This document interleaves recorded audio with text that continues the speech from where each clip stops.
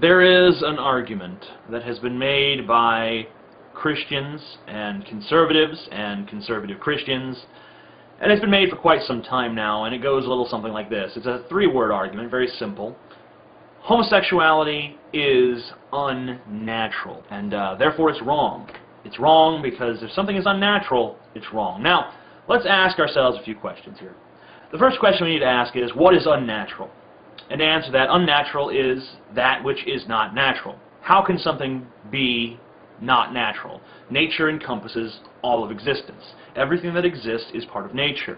That includes you and me and termites and sunflowers and clouds and stars and quasars and comets and supernovas and black holes and dark matter. All of it is part of nature. Now, a lot of times when people choose to refute the homosexuality as unnatural argument, they point to animals and they say, well, you know, there's homosexual penguins and homosexual zebras and homosexual dogs and homosexual cats and so on and so forth.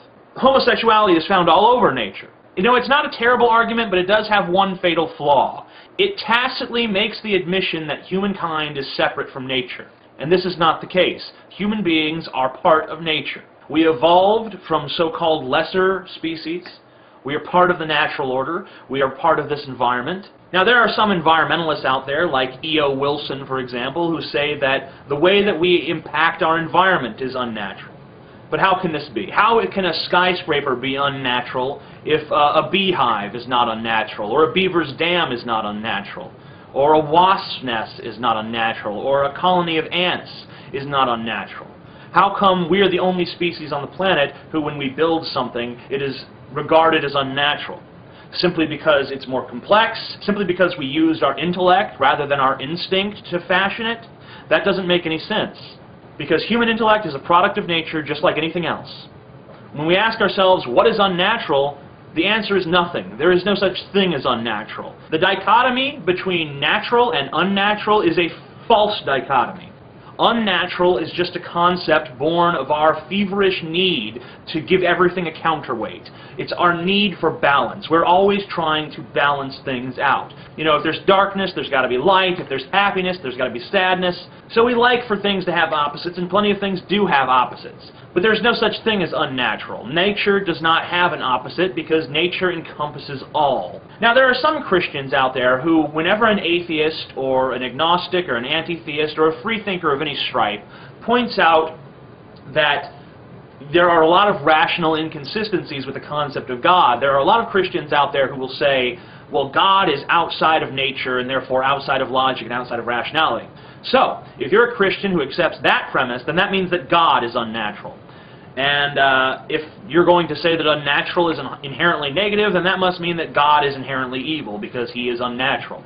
But I guess that's neither here nor there because we're not really talking about God right now. We're talking about the argument homosexuality is unnatural. That's the argument we're refuting here. But there is no such thing as unnatural.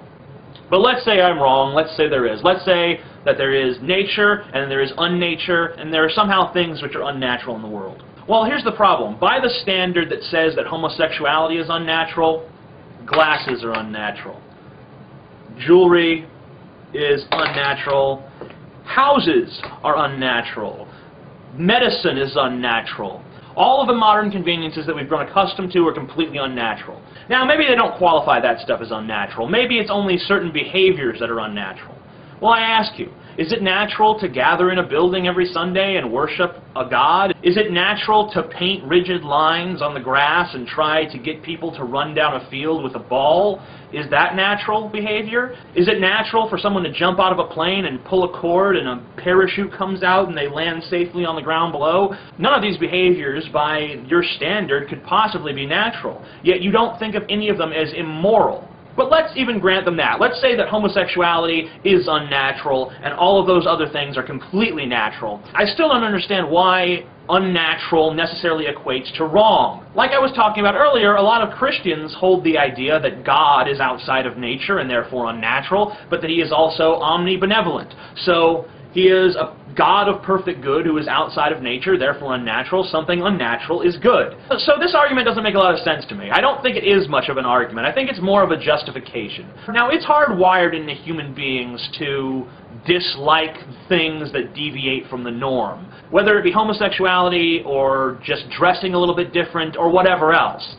You know, we have this mechanism inside us that makes us a little bit uncomfortable in the presence of those who are different. And it doesn't affect all of us, but it does seem to affect a lot of us. And it seems to me that instead of trying to overcome that, we've tried to come up with justifications for it. People say, I hate homosexuality because God said to hate homosexuality. I hate homosexuality because homosexuality is unnatural. It's a visceral, instantaneous justification response. You know, it's like someone burns down your house without giving it a single thought, and then later you ask them why, and they just come up with something on the spot like, oh, I'm sorry, it was obstructing my view, or I just wanted to test out my new matches. It's the same thing. It's just a visceral justification made up on the spot. It's not a real argument, and it should never be treated like one. It should always be pointed out to these people, that's not a real argument, that's just a justification. It doesn't hold up to scrutiny at all. So next time someone says homosexuality is unnatural, don't start talking about how homosexuality occurs in nature. Because of course homosexuality occurs in nature. We're part of nature, and it occurs in us. And even if homosexuality were unnatural, there's nothing inherently bad about being unnatural. Unnatural, if it existed, which it doesn't, would be a completely morally neutral concept. So thank you kindly for your time, ladies and gentlemen. I hope that you favorite this video, and I hope that you show it to all of your friends and family members, especially your homophobic friends and homophobic family members. Peace.